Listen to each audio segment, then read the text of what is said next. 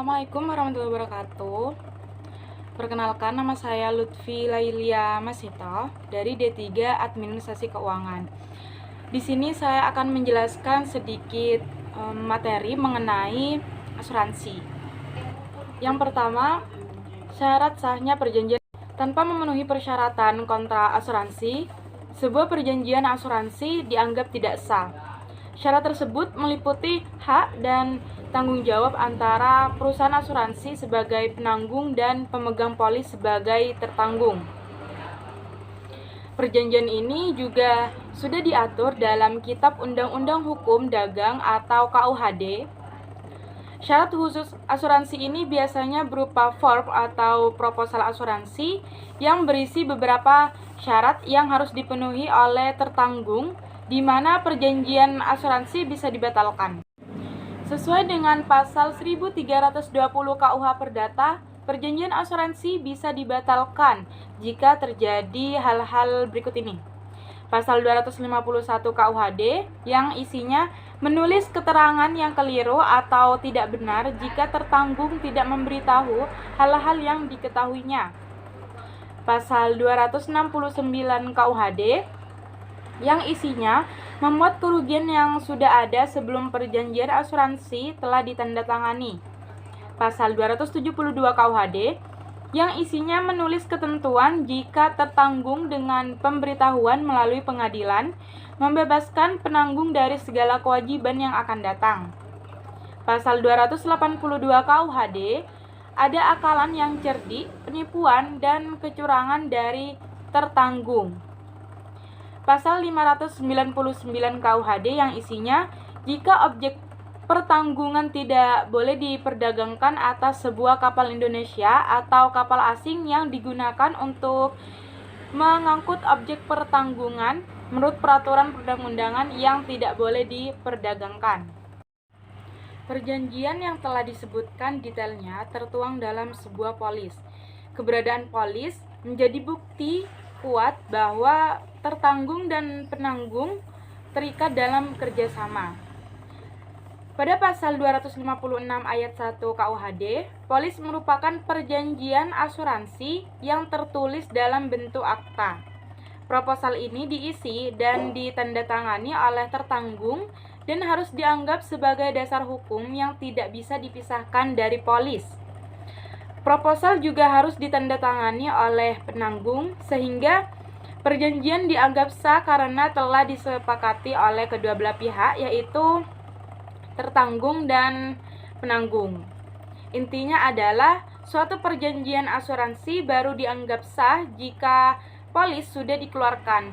Namun bukan berarti bahwa persetujuan asuransi belum berlaku sebelum polis dikeluarkan. Persetujuan asuransi dianggap sah ketika ada bukti tertulis mengenai persetujuan. Selanjutnya, perbedaan antara asuransi dengan tabungan.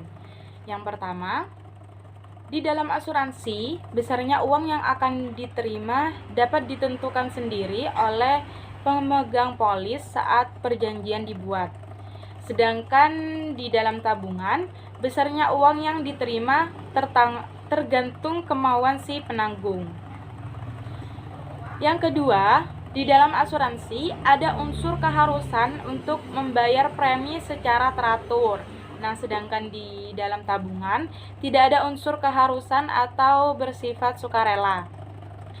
Yang ketiga, di dalam asuransi, produk keuangan yang menawarkan proteksi atau perlindungan ekonomis kepada nasabah jika terjadi suatu resiko, sehingga orang yang membeli asuransi akan memperoleh manfaat berupa penggantian kerugian finansial atau kerugian finansial yang minimum jika menghadapi resiko seperti sakit, meninggal dunia, kecelakaan, cacat, kebakaran, kehilangan, dan kerugian lainnya. Sedangkan di dalam tabungan menawarkan manfaat berupa sarana penyimpanan uang agar lebih aman daripada uang disimpan di rumah.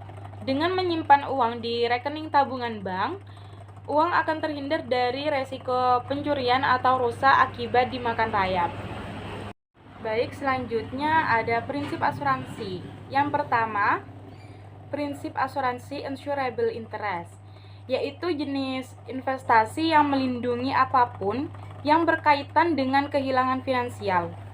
Individu atau suatu entitas memiliki kepentingan untuk diasuransikan dalam setiap aset, tindakan, maupun peristiwa. Ketika hal-hal tersebut rusak atau hilang, maka akan menimbulkan masalah-masalah seperti financial loss. Nah, selain itu, insurable interest adalah syarat esensial untuk mengeluarkan sebuah kebijakan asuransi. Hal ini supaya dapat membuat individu atau entitas menjadi legal, valid, dan terlindungi dari tindakan membahayakan yang disengaja.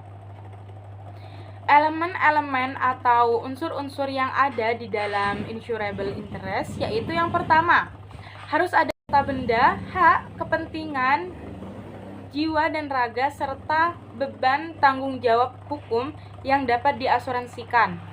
Yang kedua, tertanggung harus berada dalam suatu keadaan bahwa ia akan mendapatkan manfaat apabila tidak terjadi apa-apa atas objek pertanggungan, tetapi akan mengalami atau menderita kerugian keuangan apabila objek pertanggungan mengalami sesuatu musibah atau peristiwa kerugian.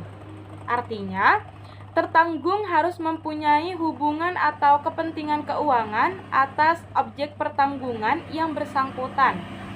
Hubungan atau kepentingan tertanggung dengan objek pertanggungan yang bersangkutan harus berhubungan yang sah menurut hukum.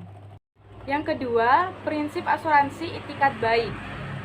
Itikat baik mengandung pengertian kedua belah pihak, yaitu tertanggung dan penanggung yang secara timbal balik harus mendasari kesepakatan atau perjanjian asuransi dengan itikat sangat baik. Artinya, tidak menyembunyikan keterangan-keterangan yang jelas dan benar yang dibutuhkan masing-masing pihak. Prinsip ini menjelaskan resiko-resiko yang dijamin maupun yang dikecualikan, segala persyaratan maupun kondisi pertanggungan secara jelas serta teliti. Kewajiban untuk memberikan fakta-fakta penting tersebut berlaku yang pertama, sejak perjanjian mengenai perjanjian asuransi dibicarakan sampai kontrak asuransi selesai dibuat, yaitu pada saat kami menyetujui kontrak tersebut. Yang kedua, pada saat perpanjangan kontrak asuransi. Yang ketiga, pada saat terjadi perubahan pada kontrak asuransi dan mengenai hal-hal yang ada kaitannya dengan perubahan-perubahan itu. Yang keempat, tidak menyembunyikan keterangan-keterangan yang jelas dan benar yang dibutuhkan oleh masing-masing pihak. Yang ketiga, prinsip asuransi indemnity. Prinsip ini menegaskan manfaat asuransi bagi pemegang polis.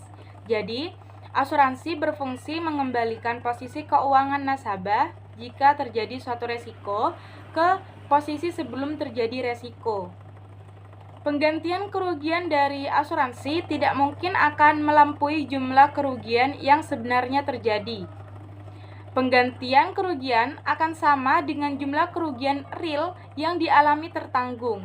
Kalaupun jumlah penggantinya lebih kecil, hal itu pasti disebabkan oleh aplikasi atau syarat-syarat pertanggungan yang tercantum dalam dokumen perjanjian, yaitu polis. Contohnya, fungsi asuransi kesehatan ialah mengembalikan posisi keuangan si tertanggung sebelum sakit. Jadi, jika si tertanggung keluar uang 1 juta karena sakit, maka asuransi kesehatan berfungsi untuk mengembalikan uang sebesar 1 juta tersebut.